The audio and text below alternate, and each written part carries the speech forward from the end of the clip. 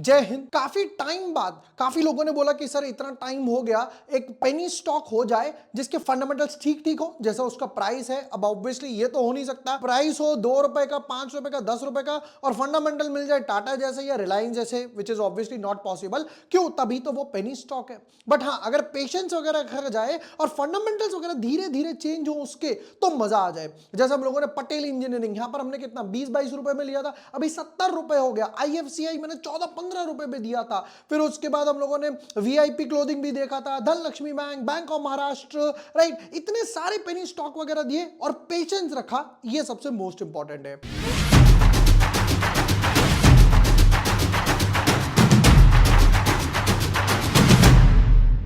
Hi everyone, my name is Vibhor Varshney, I am a SEBI registered research analyst. आज के video में देखने वाले हैं एक और पेनी स्टॉक और उसके टेक्निकल्स तो देखेंगे, फंडामेंटल्स भी देखेंगे, बिजनेस मॉडल भी देखेंगे। बट वीडियो में डीप डाइव करने से पहले मैं एक चीज बता देता हूं, पेनी स्टॉक है तो डू नॉट एक्सपेक्ट कि फंडामेंटल्स अच्छे होंगे। पेनी स्टॉक में रिस्क वगैरह रहता है, तो उसी हिसाब से अपनी कैपिटल का इन्वेस्ट करना। ये नहीं कि आज डालोगे कल पैसा बन जाएगा, टाइम लगेगा, चेंज आएगा फंडामेंटल्स में, 2-3 क्वार्टर रिजल्ट्स वगैरह अच्छे आएंगे, तब काम बनेगा।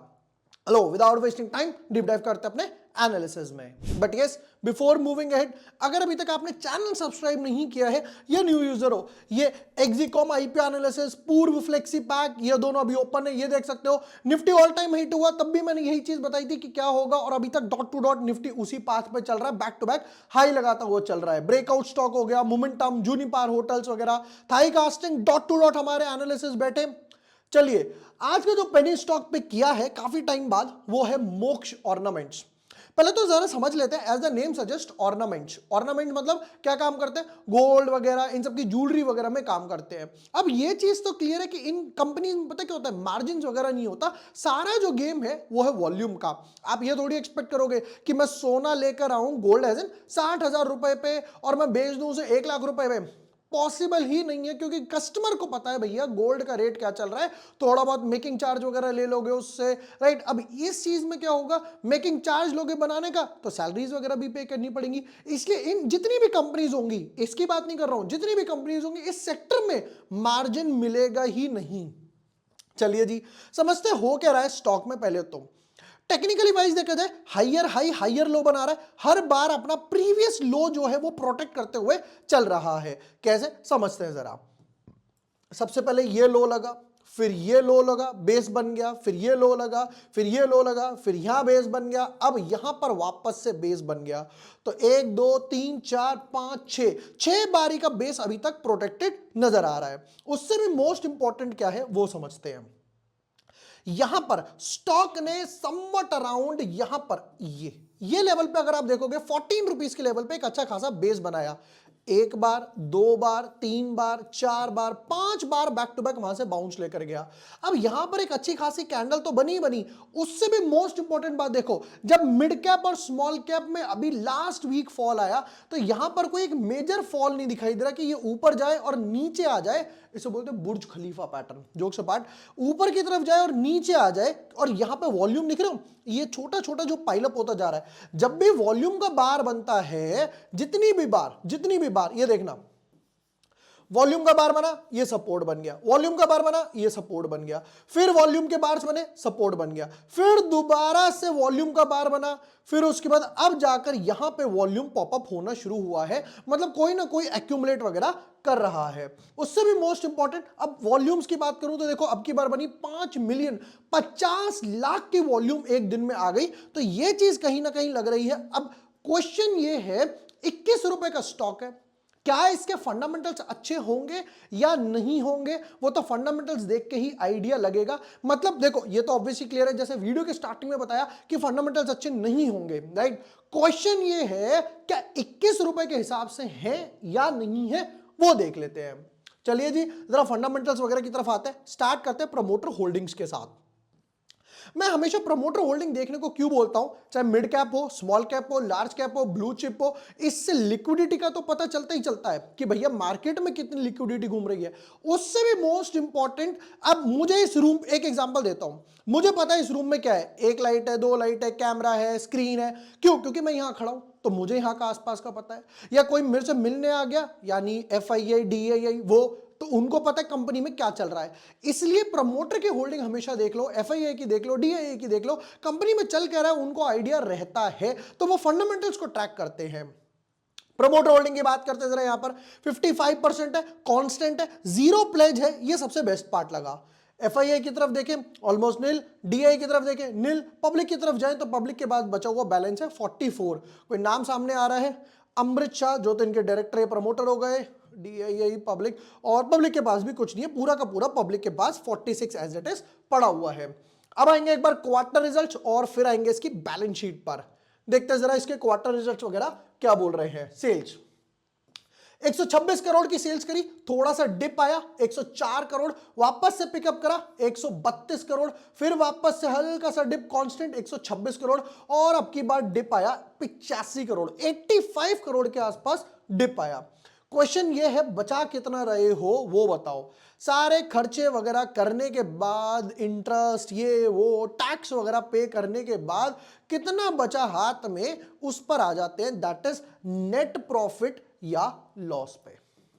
1.5 करोड़, ऑलमोस्ट 2 करोड़, वापस 1.5 करोड़, 1.5 करोड़ से थोड़ा ज्यादा और वापस 1.5 करोड़। तो मतलब ये तो समझ आ गया कि 1.5 करोड़ हर क्वार्टर का प्रॉफिट बना के जा रही है। 20 रुपए का स्टॉक है बट लॉस में नहीं है। ये मुझे सबसे बेस्ट पार्ट लगी थी इसकी, कि company is able to manage their expenses, pass on the cost to customers, और कस्टमर्स आ रहे हैं। ये सबसे बेस्ट पार्ट लगा।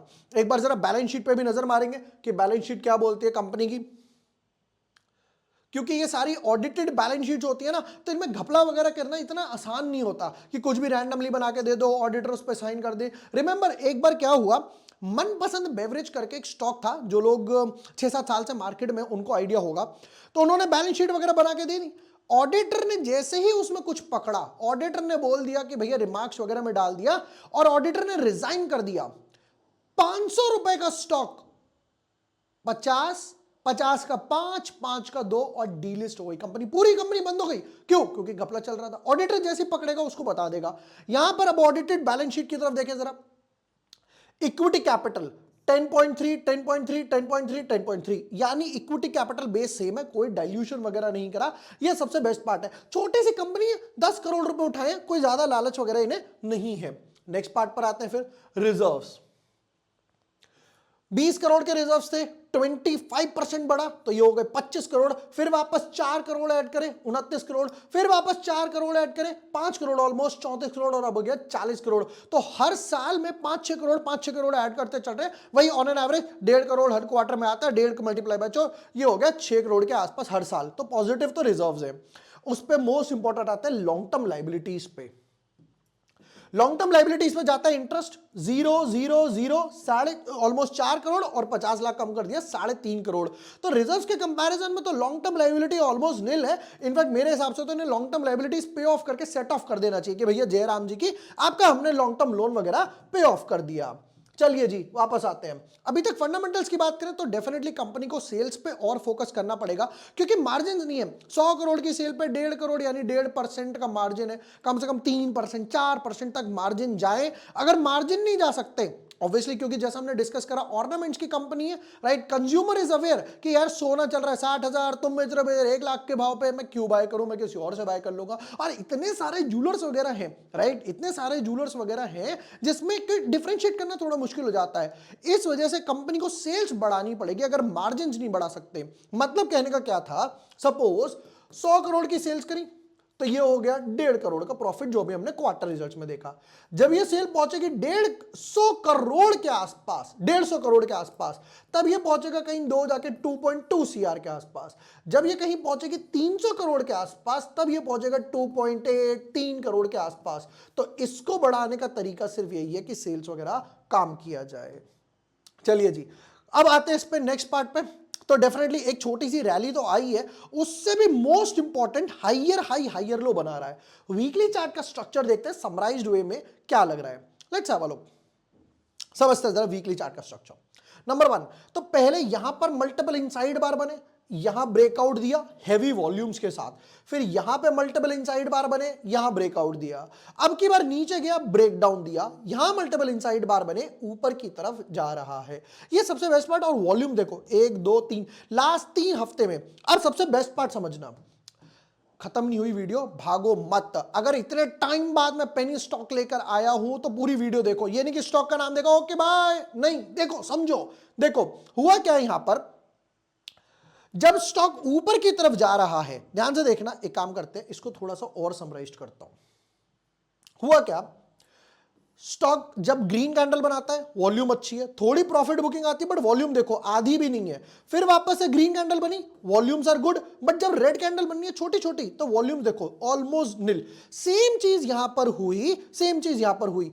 एक ग्रीन कैंडल बनी, वॉल्यूम्स आर गुड, हैमर बना, शूटिंग स्टार बना, वॉल्यूम्स आर गुड, बट जब नीचे प्रॉफिट बुकिंग आई तो वॉल्यूम्स आधी से भी कम और वापस से वॉल्यूम बढ़ गई। ये रीजन था। ये हमें किसने सिखाया था, ये हमें सिखाया था हार्दिक भाटिया जी ने। कहां है हार्दिक भाटिया जी, सामने ये रहे हार्दिक भाटिया जी। ये देखो 75,000 व्यूज है इस वीडियो पर, इस पॉडकास्ट पे, स्क्रीनर भी डिस्क्रिप्शन में मिल जाएगा। हार्दिक ने यही सिखाया था कि जब स्टॉक नीचे की तरफ जाता है प्रॉफिट बुकिंग की तरफ और वॉल्यूम नहीं है, that is most positive thing. ये मुझे सबसे बेस्ट पार्ट लगी थी, मैंने उस टाइम भी बोला था।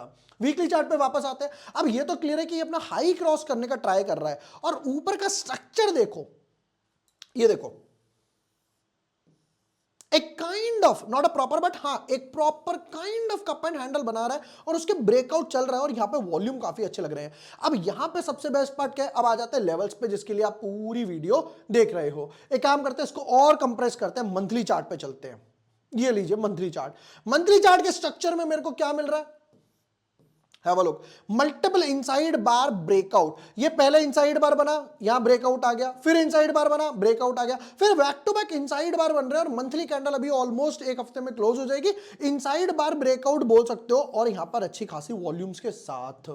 चलिए लेवल्स की तरफ आ जाते हैं जल्दी से। इस इनसाइड बार से ट्रेड करना चाहो, इस इनसाइड बार से ट्रेड कर सकते हो, नहीं दूसरे लेवल्स क्या निकलेंगे, ये देखो, ये अपना राउंड बॉटम पूरा करने के लिए सेम चीज हुई थी वीआईपी क्लोथिंग्स में, आईएफसीआई में, फिर उसके बाद bank of Maharashtra, Dhanlaxmi bank. तो पेनी स्टॉक को होल्ड करो 1 साल 1.5 साल। ये मत एक्सपेक्ट करो आज वीडियो डाल रहा हूं मंडे ट्यूसडे वेडनेसडे में पैसा बन जाएगा। पैसा बनाना है तो पेशेंस रखना पड़ेगा। चलो लेवल्स पर आते हैं। तो मेरे लेवल्स जो निकल कर आएंगे, मैं यहां पर पहला लेवल देख रहा हूं समवट अराउंड 40 के आसपास, 36 38 40 के आसपास। दूसरा लेवल जो निकल कर आएगा, दूसरा टारगेट 48 के आसपास और फाइनल जो मेरा टारगेट निकल कर आएगा पूरे 60 के राउंड बॉटम के लिए 60। तो यहां पर अब ये अच्छी खासी दिखाई दे रहा है, 200% 250% अपसाइड है। But stop loss, most important stop loss क्या रखें, वीकली चार्ट। स्टॉप लॉस के लिए मैं क्या करूंगा, एक ट्रेंड लाइन डाल सकता हूं। कैसे ट्रेंड लाइन डालूंगा, यहां से पिक करते हैं बॉटम बेस से।